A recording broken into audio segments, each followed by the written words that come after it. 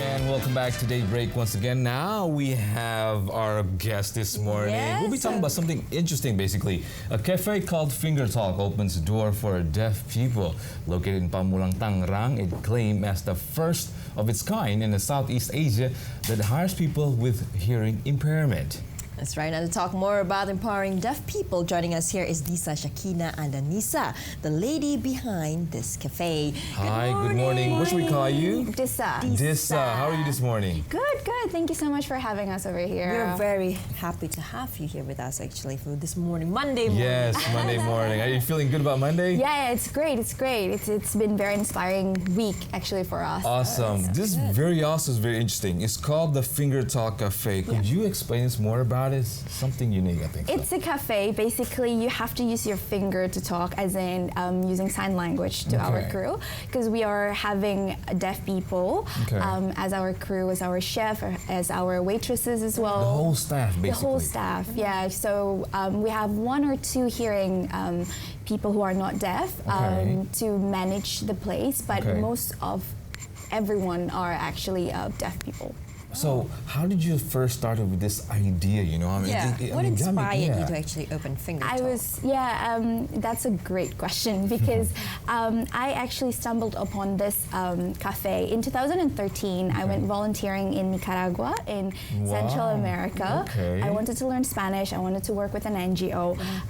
So I went to Nicaragua, and over there in this town called Granada, they have the first deaf cafe in Latin America. It's called Café de las Sonrisas, and I saw the concept. I visited the cafe, and it was such a great idea. I thought food brings people together. True, we love food, and food. We love food. Right. Especially Indonesians, and I see how Latin Americans, they're very friendly, and that concept is very similar with us here in Indonesia. So I think that's a great idea. I can bring it to my home country. So that idea you brought over here to Indonesia, and how did you start making it here in Indonesia? It must be really hard for you, right?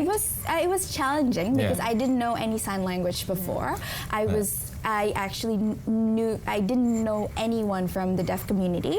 So at that time I was actually still working in Singapore.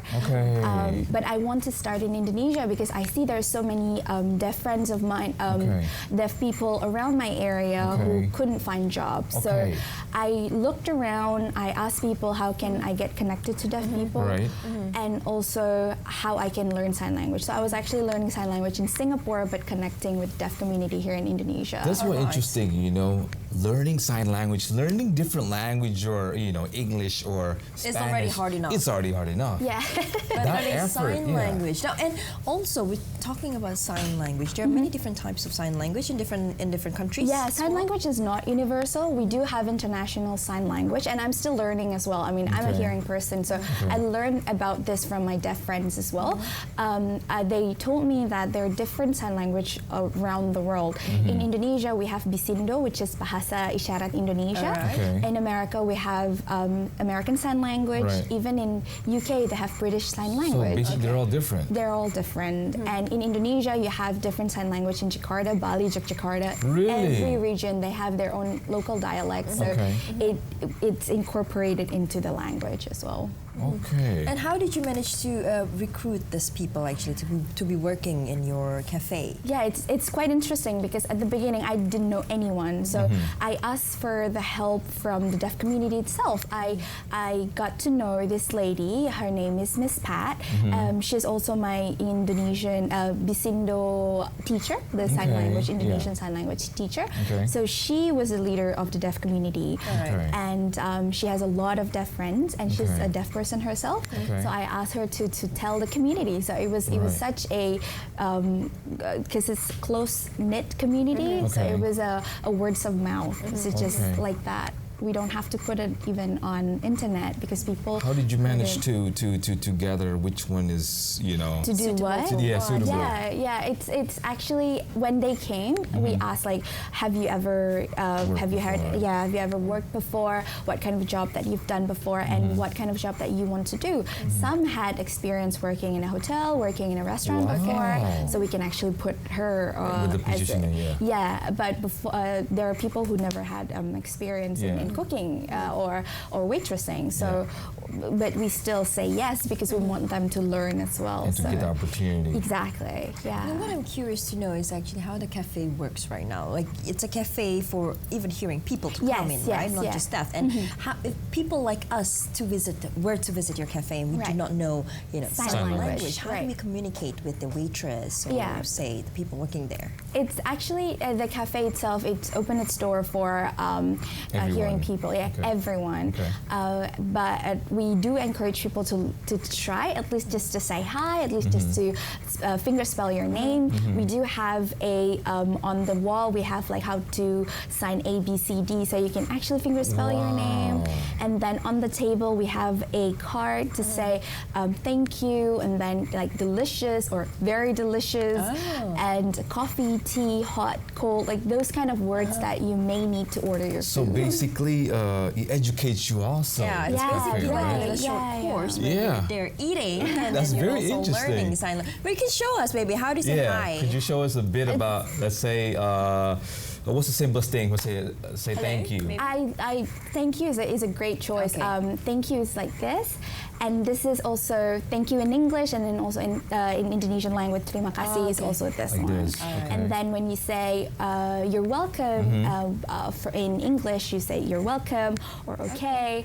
But in Indonesian, when you say sama-sama, it's like this. Yeah, I like this better. Or when there's a surfer, kawabanga. But this one is good. This is good. This is Indonesian. Yeah, this is Indonesian. So you say thank you and then say sama-sama. And they reply to Okay, that. I say okay. Or I said this is okay in America. This is welcome. Oh, you're welcome. Okay, Or what? Yeah. We'll learn about that after Yes, this. I like it. Definitely.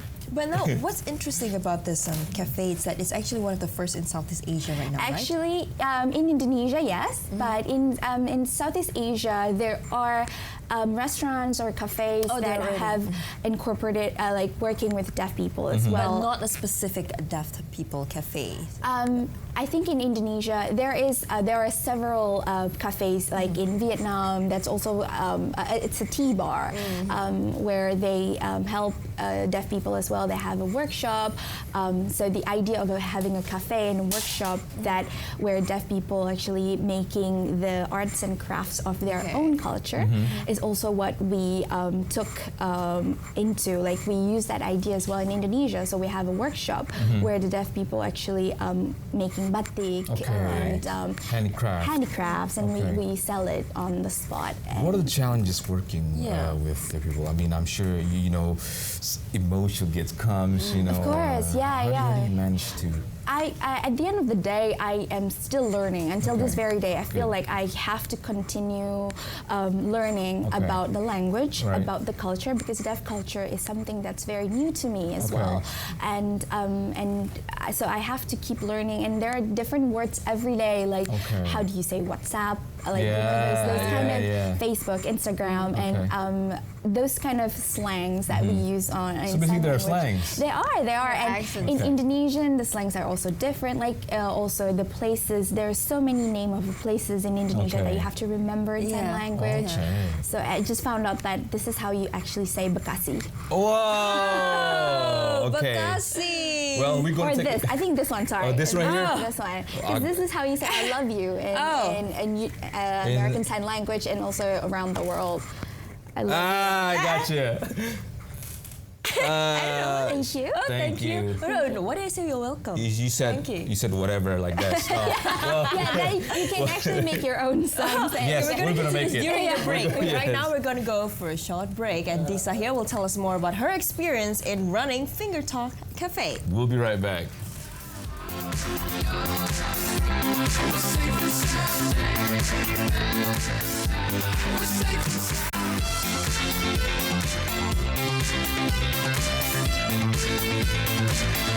We're safe and sound.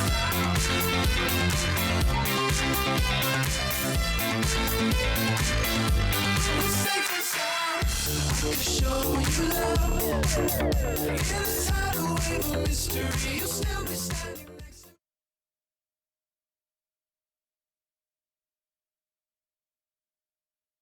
Know that we'll be safe and sound. We'll be safe and sound.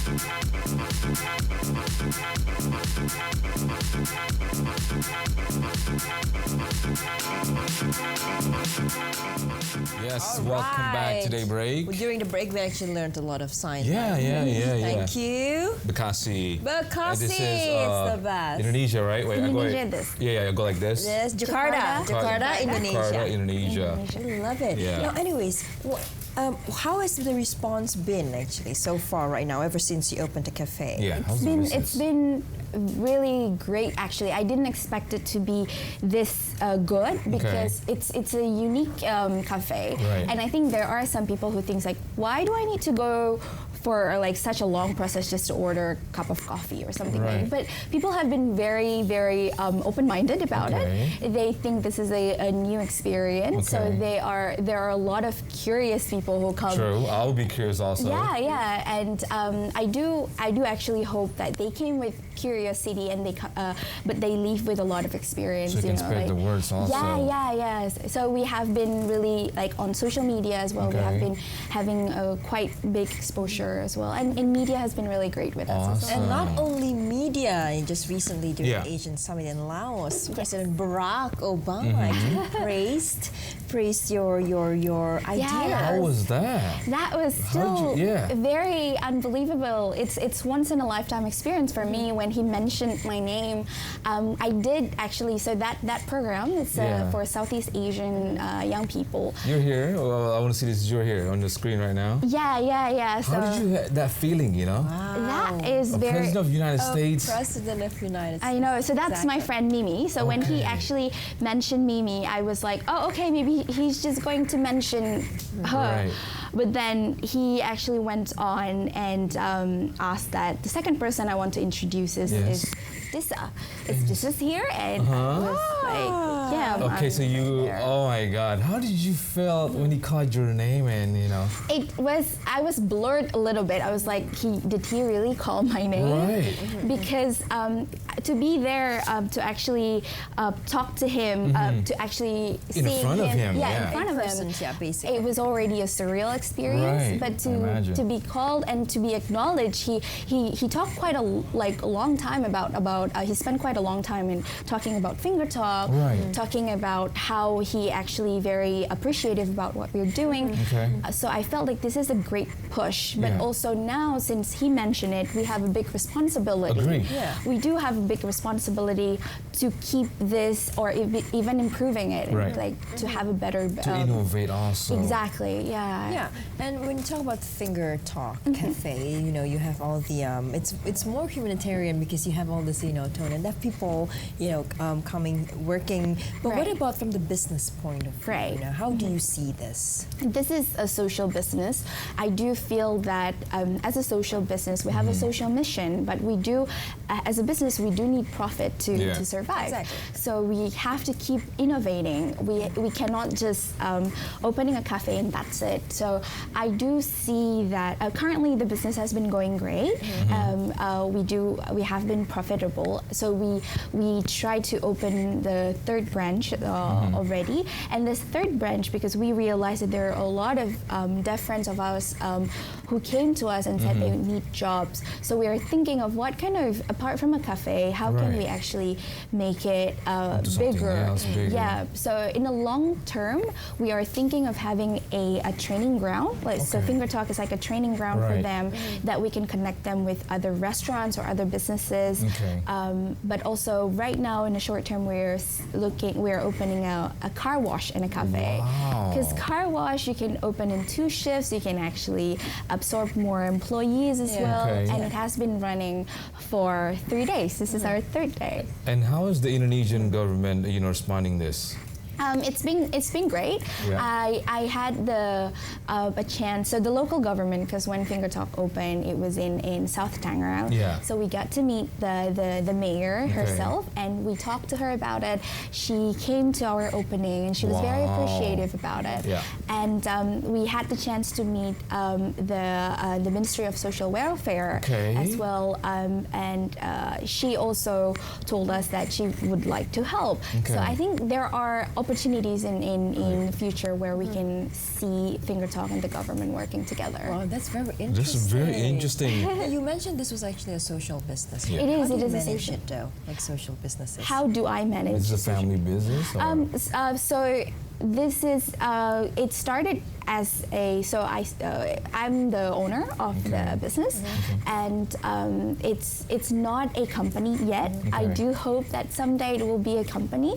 So it's still a small store. It started as a small store, but we do want to evolve it into an enterprise someday that having a lot of branches all around Indonesia, because we want to explore the other deaf community in other islands and other cities of Indonesia. Now we know that Indonesia, they have minimum wage for all the workers, right? But what I'm curious to know is when it comes to the deaf hearing impairments.